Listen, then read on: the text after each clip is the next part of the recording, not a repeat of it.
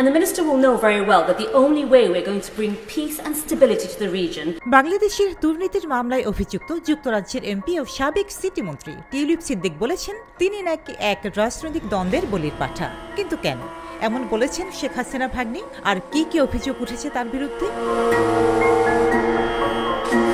The গার্ডিয়ানকে দেওয়া সাক্ষাৎকারে tulip জানান, এক সপ্তাহ আগে একজন সাংবাদিকের মাধ্যমে তিনি জানতে পারেন বাংলাদেশে তার বিরুদ্ধে আনুষ্ঠানিক অভিযোগ গঠন করা হয়েছে।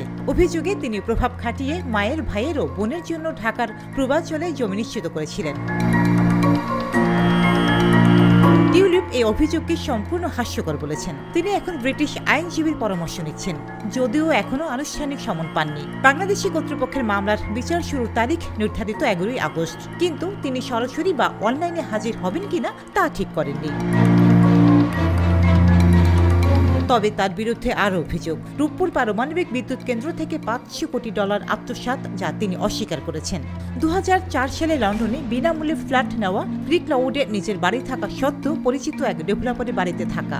টিউলিপের দাবি এসব অভিযোগের কোনো ভিত্তি নেই, কিছু বিষয়ে ভুল বোঝাবুঝি হয়েছে আর কিছু রাজনৈতিক উদ্দেশ্য প্রণোদিত।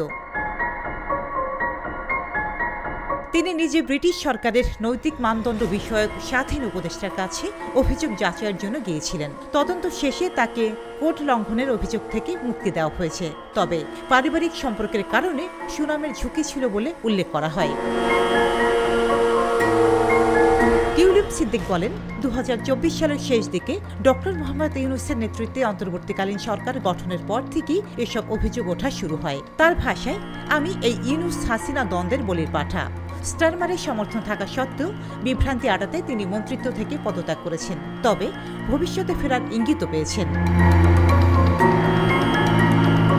বাংলাদেশে এখনো নির্বাচন হয়নি, আর মামলার তদন্ত ও অভিযোগ দুটোই চলছে। টিউলিপ বলেছেন, যারা অপরাধ করেছে তাদের শাস্তি হওয়া উচিত, কিন্তু আমি তাদের কেউ নই। রচিনা রুচি, দেশকাল নিউজ।